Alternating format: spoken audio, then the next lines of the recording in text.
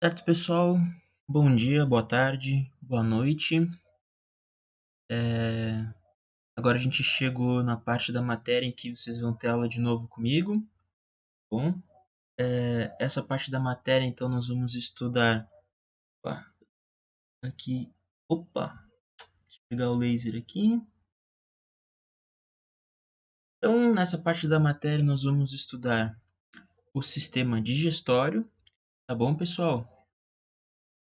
E vão ser 3 semanas de aula, né? Então, a gente vai ter essa aula e mais duas aulas, na verdade, são 3 semanas de aula, né? Então vou ter essa semana e mais duas, né? Cada uma dessas semanas vão ser compostas por mais de uma aula, né? Como a gente tem feito, eu vou tentar sempre separar as aulas, então, de forma a ter aí entre 20 e 30 minutos, né? Preferencialmente 20 minutos. Então, essa primeira semana, a gente vai falar basicamente de uma introdução ao sistema digestório, que vai ser essa aula de agora. Depois a gente vai, numa próxima aula, a gente vai conversar um pouco sobre mecanismos de regulação do sistema digestório. Então a gente vai ver que existem mecanismos neurais, né, do sistema nervoso, mecanismos endócrinos, enfim. E a gente vai terminar essa semana, acredito que vai ser assim, né? Vai ter mais uma aula sobre a fase cefálica da digestão, né? Então, os processos que ocorrem aí na fase cefálica. Na outra semana, a gente vai falar então da fase gástrica do sistema digestório, tá? E vamos terminar então na última semana falando então aí dos processos intestinais. Beleza? Então, vamos lá. Qual que vai ser o conteúdo dessa aula, pessoal? Então, conteúdo da aula de hoje. A gente vai então primeiro começar vendo um pouco sobre a anatomia básica do sistema digestório, tá? Então, os órgãos que compõem esse sistema. E a gente vai falar também um pouquinho sobre histologia básica, né? Aqui tem um gifzinho, né? Representando então o sistema digestório. E aqui a gente já vai ver um erro grande nesse gif, né? Eu coloquei mais como eu achei ele legal, mas ele tem um errozinho aqui. E em algum momento dessa semana eu vou trazer de novo esse GIF para vocês e vou perguntar de novo para vocês o que tem de errado nessa imagem aqui, tá? E o meu objetivo é que vocês percebam o que está errado, né? Na verdade é uma coisa assim bem simples e vocês podem ir pensando aí também o que será que está errado nesse GIFzinho aí, bom? Conteúdo dessa aula, então, a gente vai falar da anatomia básica do sistema digestório, né? Órgãos que compõem o sistema, histologia básica desses órgãos e funções do sistema digestório, tá? Então, a gente vai ver que o sistema digestório tem essas funções aqui e a gente vai ver um pouquinho sobre cada uma delas, né? Então, secreção. O que será que o sistema digestório secreta? Pensem aí com vocês, na cabeça de vocês, e a gente vai ver se vocês já pensaram todos os componentes que são secretados pelo sistema digestório, tá? Então, digestão, né?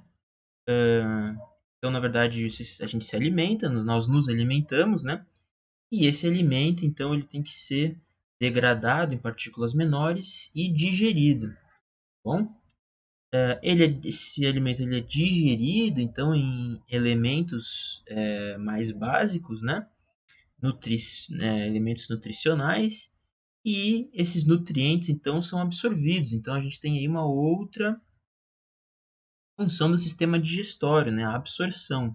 O sistema digestório também é responsável pela excreção, tá bom? Então, nesse caso aqui, excreção de resíduos alimentares e excreção também de componentes metabólicos, inclusive fármacos, resíduos de fármacos, enfim.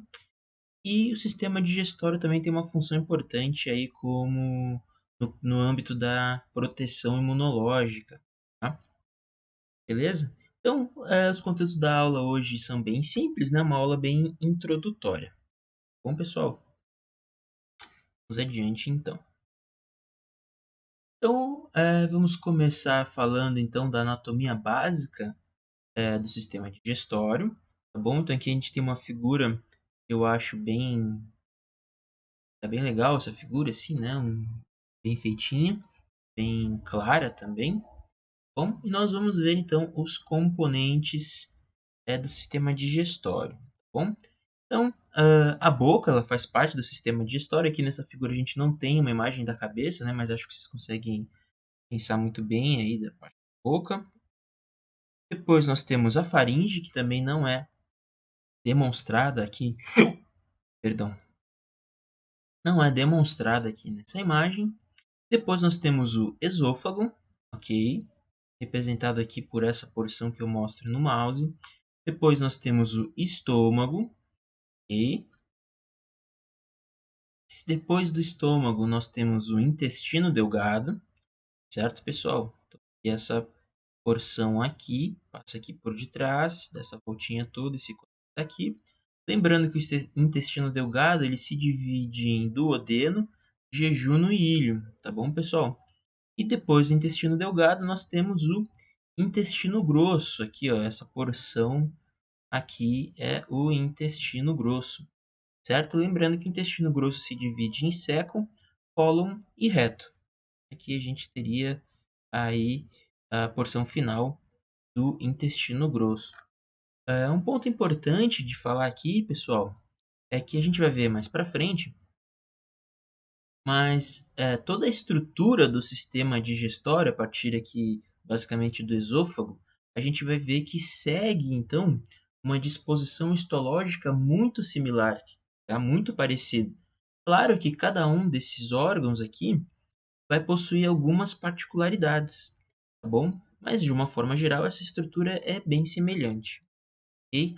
Um ponto importante a gente vai ver nos próximos slides, mas todo o sistema digestório ele é um sistema que está muito bem associado com o tecido muscular, tá? Musculatura lisa, lembrem lá das aulas que o Robaldo deu sobre sistema musculatório, né? Então, o sistema digestório está muito associado com a musculatura lisa, tá? Então, os músculos lisos eles fazem parte aí da estrutura de cada um desses componentes aí do sistema digestório, ok?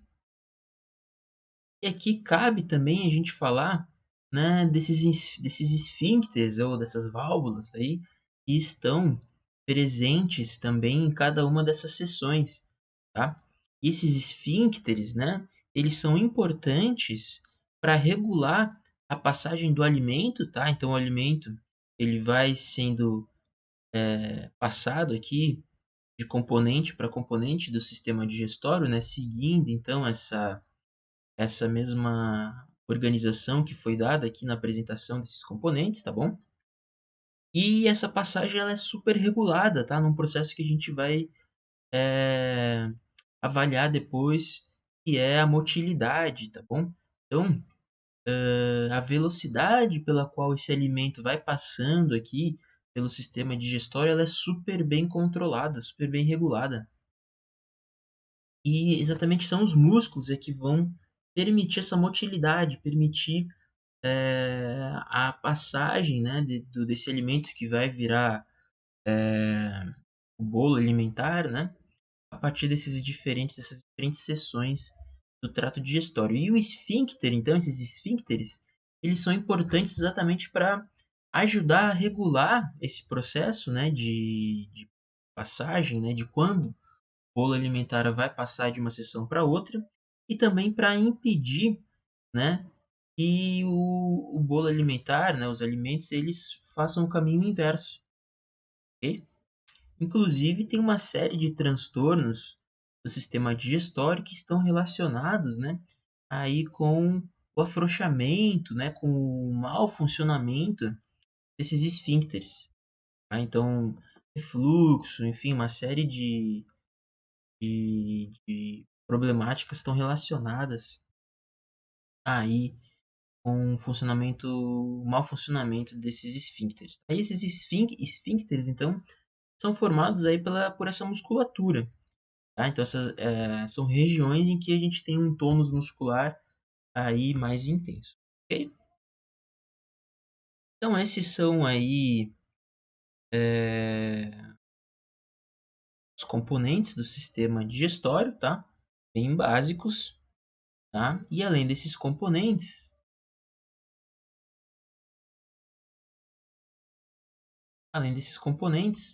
nós temos também glândulas anexas, ok? Professor, que glândulas anexas são essas? Quais vocês acham? Pensem aí, tá? Então, essas glândulas anexas são então as glândulas salivares que estão presentes na boca, né? Como a gente já falou anteriormente, a cabeça ela não está representada aqui nessa imagem, tá? Mas nas próximas aulas, quando a gente estiver falando da fase cefálica da digestão, a gente vai falar mais especificamente dessas estruturas que estão presentes na boca, tá bom? Então, as glândulas salivares também fazem parte do sistema digestório. O fígado, tá? Então, o fígado também aí tem um papel bem importante no sistema digestório, né? Produzindo, então, algumas enzimas ou sucos gástricos, tá bom? E o pâncreas, então a gente tem aqui o fígado, ok? E aqui a gente tem o pâncreas, tá? E também é importante, tem um papel importante aí na produção de suco gástrico, ok? Importante a gente falar que essas são matérias que a gente vai ver mais para frente, tá? Mas o fígado, tanto o fígado quanto o pâncreas, eles produzem suco gástrico, tá? E esse suco gástrico, ele é então ejetado para o trato gastrointestinal a partir desses dutos aqui que estão sendo mostrados em verde aqui na figura. A gente tem aqui, inclusive, a vesícula biliar associada ao fígado, tá bom? E a gente tem o esfíncter de Oddi, né, que regula, então, também ajuda a regular aí a ejeção desse suco gástrico produzido por essas glândulas anexas no trato, no sistema digestório, tá? Isso aí a gente vai ver também mais para frente quando a gente tiver as aulas que a gente vai ter nas semanas que estão por vir. E aí, pessoal, tudo certo? E agora a gente já vai falar um pouco sobre a anatomia básica, tá? Do sistema digestório. Eu não sei bem se vocês vão ter uma cadeira específica de anatomia ou não, ou de histologia, tá bom? Por isso eu acho que é importante a gente investir alguns minutinhos nessa questão, ok? Então aqui a gente tem um recorte, tá, histológico do sistema digestório, tá? Então essa aqui é uma representação do tecido digestório como um todo, tá? Então aqui a gente não está diferenciando estômago ou intestino, tá bom? Então esse é um modelo geral, tá bom? E a gente vai falar um pouquinho nos próximos slides de questões específicas de cada um dos tecidos, mas como alguns componentes histológicos básicos se repetem em todos esses órgãos, eu vou primeiro mostrar essa representação mais geral, ok? Então aqui, tá, imaginem que isso aqui tá um intestino aqui, né? O intestino não, o intestino ou músculo, enfim, o trato gastrointestinal aqui. Eu fiz um corte assim. E aí eu viro isso e vocês estão olhando de frente, como se fosse, né, o trato gastrointestinal. Aqui eu fiz um corte assim, ok? Então essa parte aqui que estou mostrando no mouse, isso aqui é a luz do tecido, tá bom? Então é a parte de dentro, tá bom? É onde a comida vai estar presente, o bolo alimentar vai estar aqui nessa região. E que na verdade, isso aqui é o ambiente externo, tá bom, pessoal? Aquilo que está dentro do teu estômago, dentro do teu intestino, aquilo é o ambiente externo, tá bom? Porém, para pensar, o interior da boca de vocês é o ambiente externo, né? Tudo que está dentro da minha boca, na verdade, é o ambiente externo, não é algo que não faz parte do meu espaço intracelular ou extracelular, tá bom? É algo que está extracorpóreo. Certo, pessoal? Isso, não sei se vocês já tinham parado para pensar, mas pense um pouquinho, uma coisa que algumas pessoas se assustam quando se dão conta, beleza? Enfim, aqui a gente tem a luz do tecido, tá bom? Que é então realmente a parte onde vai estar o alimento, tá? O bolo alimentar e mais para frente o bolo fecal, ok? E aqui a gente tem os diferentes tecidos, tá? Então a gente vai ver que o trato gastrointestinal pode ser dividido em três grandes porções, vamos botar assim, tá? Que é a parte da mucosa, tá bom? Então a parte da mucosa é representada aqui por essa seção, ok? Depois a gente tem uma camada chamada submucosa, tá? Que é essa porção aqui, ok? Certo? Essa é a porção submucosa. A gente tem então uma camada e por fim a camada muscular externa, tá? Que é coberta então aí por um tecido chamado seroso, tá? Que é então a parte mais externa desse tecido, ok? Então, os processos de absorção eles acontecem então aqui na mucosa do tecido, tá bom? E a gente tem então essa parte submucosa, tá? Aqui nessa porção submucosa, a gente tem então vasos maiores, tá bom? E a gente pode encontrar também algumas glândulas que estão presentes na porção submucosa, ok? Então aqui a porção mucosa, acho que é importante a gente dar um foco. Ela é composta então pelo epitélio, tá bom? O epitélio do tecido. E esse epitélio ele vai apresentar várias vilosidades ou várias dobras, tá? Então está representado aqui na figura, né? Então essas vilosidades ou então essas dobras, tá? E o intuito dessas vilosidades ou dobras é então aumentar a superfície de contato com esse conteúdo alimentar que vai estar presente aqui na luz do intestino, tá? Isso para aumentar a capacidade de absorção desse tecido, certo? Então, abaixo desse epitélio, né, a gente tem a lâmina própria, tá bom? E é nessa lâmina própria aqui a gente vai ter então pequenos vasos, tá bom? Que é onde vai ocorrer aí a captação dos nutrientes, tá? Então, os nutrientes eles são absorvidos, né? Passam pelo epitélio e vão chegar nessa lâmina própria, e nessa lâmina própria vão encontrar, então, esses diversos pequenos vasos, e aí que vai ocorrer, então, a captação desses nutrientes para a corrente sanguínea que vão ser distribuídos, aí a gente vai ver mais para frente como que ocorre esse processo, ok? A gente tem também, abaixo da lâmina própria, uma lâmina muscular da mucosa, tá bom? Então, uma fina camada de músculo que ajuda a regular, então, aí a disposição dessas velocidades, tá? Então, a partir da atividade desse tecido muscular aqui, a gente consegue ter uma maior ou uma menor exposição e, portanto, uma maior ou uma menor superfície de contato, né? Desse epitélio. Ou então, esse tecido muscular aqui consegue até assim certo tamanho, regular um pouco, né, a exposição dessas velocidades ou dessas dobras. E um ponto importante também aqui, né, que a camada muscular, que ainda não falei para vocês, a camada muscular externa, ela é composta, então, basicamente por dois tipos de músculo, tá? Então, o músculo circular e esse músculo circular, a gente vai observar aqui também, ok? Músculo circular e o músculo longitudinal, ok? No estômago, a gente vai ter mais uma camada de músculo que a gente vai falar mais para frente, beleza? E o músculo circular e o músculo longitudinal exercem funções diferentes, tá?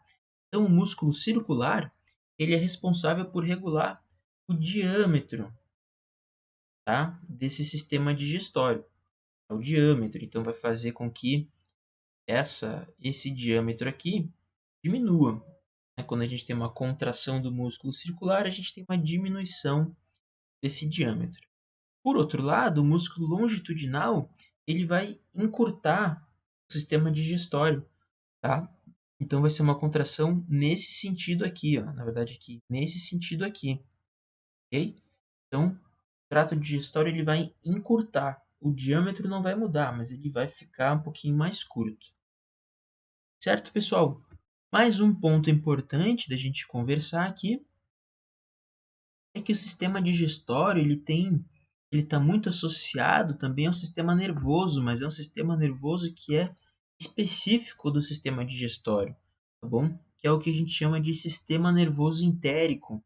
Tá? Então, o sistema nervoso entérico é uma complexa rede de neurônios que se distribui por todo o comprimento do sistema digestório e ajuda então a regular aí a atividade do sistema digestório, inclusive o que vai aí regular também a atividade desses músculos, tá? E vai coordenar todo o processo de contração e relaxamento desses músculos, que é o que também vai levar aqueles processos de motilidade, tá? Então, que é aquela atividade de contrair e relaxar esses músculos para permitir a passagem do alimento a partir do sistema digestório.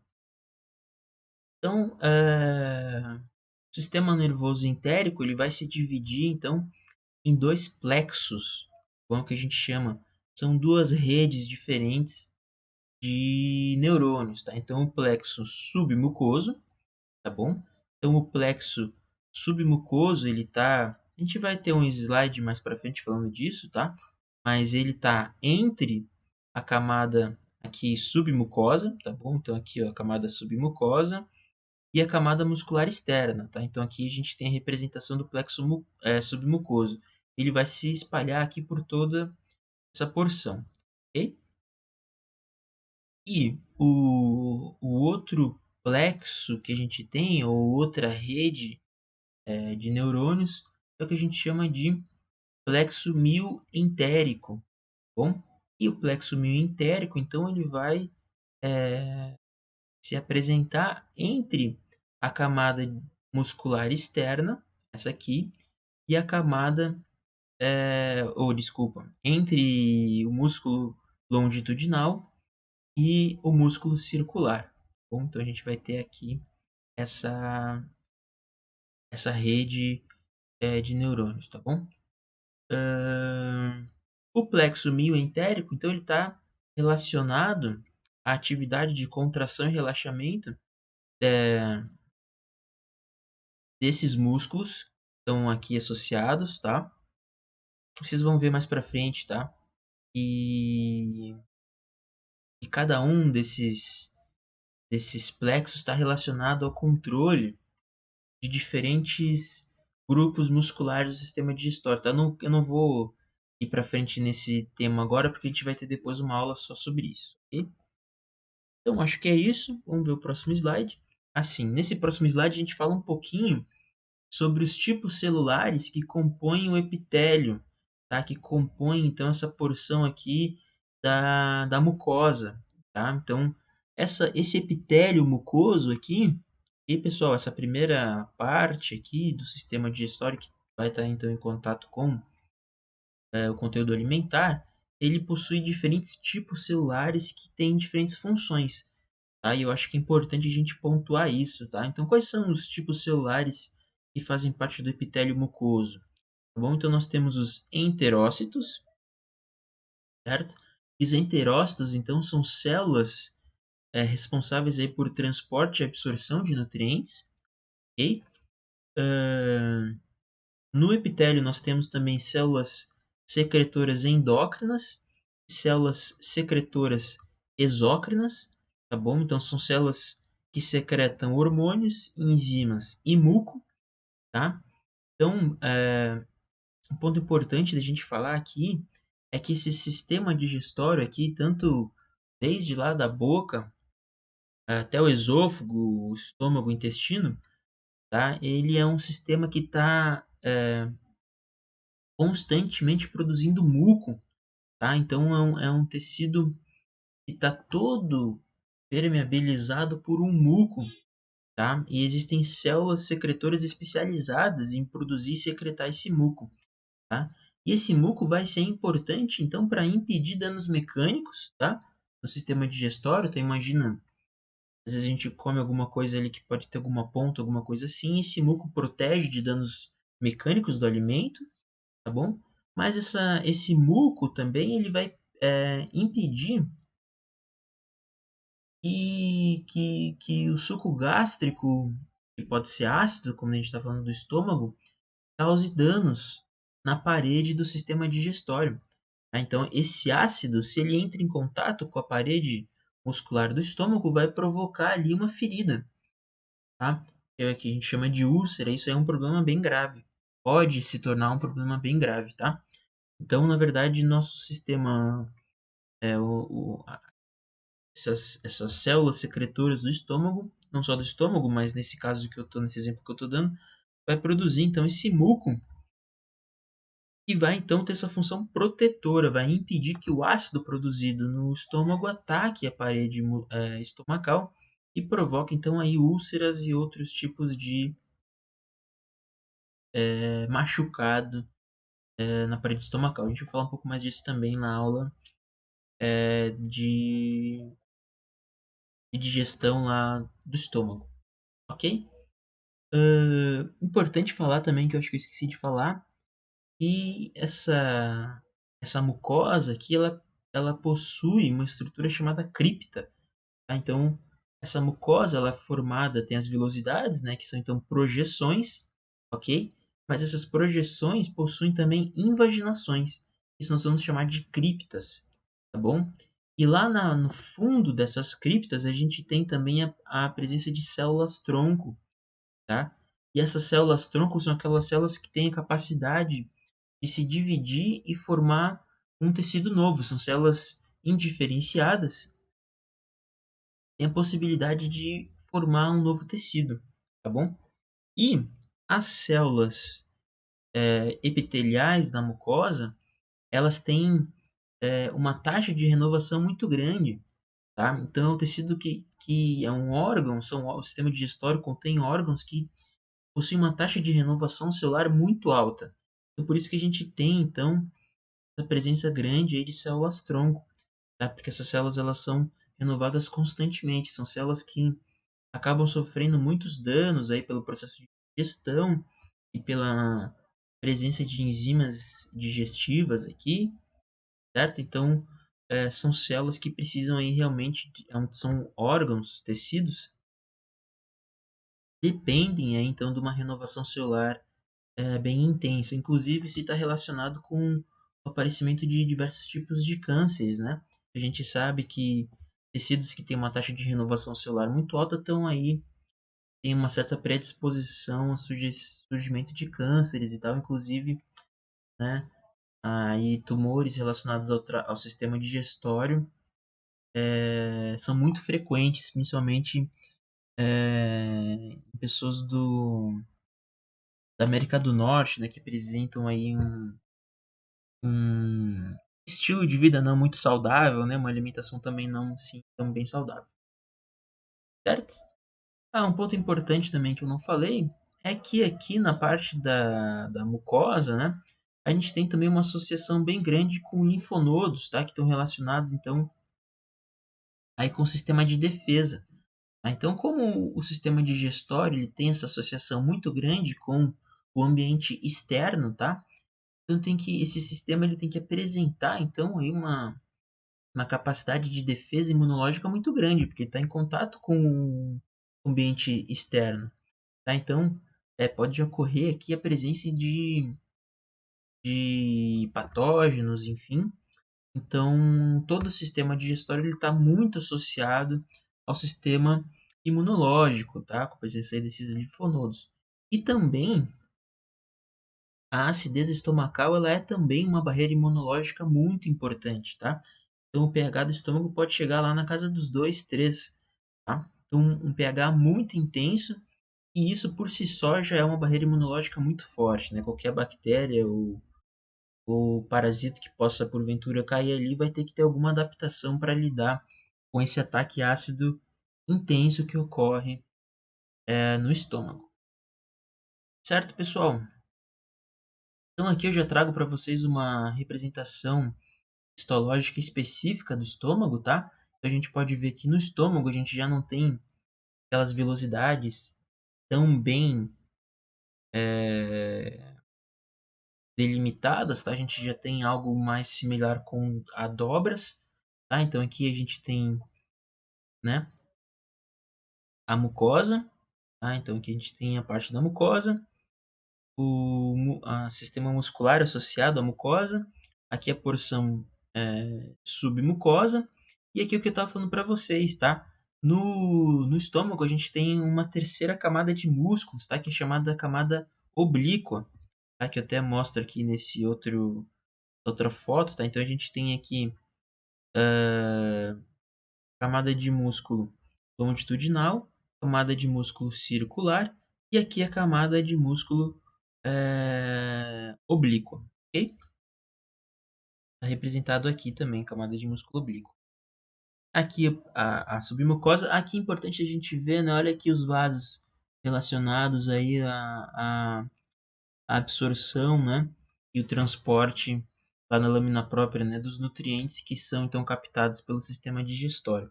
Isso aqui é o que a gente estava falando das criptas, tá? Então isso aqui são as criptas que são formadas a partir dessas dobraduras que a gente tem, né, aí no sistema gastrointestinal, ok? E aqui a gente tem também representação das diferentes musculaturas, tá? Então músculo circular aqui e o músculo longitudinal e aqui a camada serosa. Certo, pessoal? Então, basicamente, só a representação do que a gente tinha visto antes, mas aqui específico no estômago, desculpa.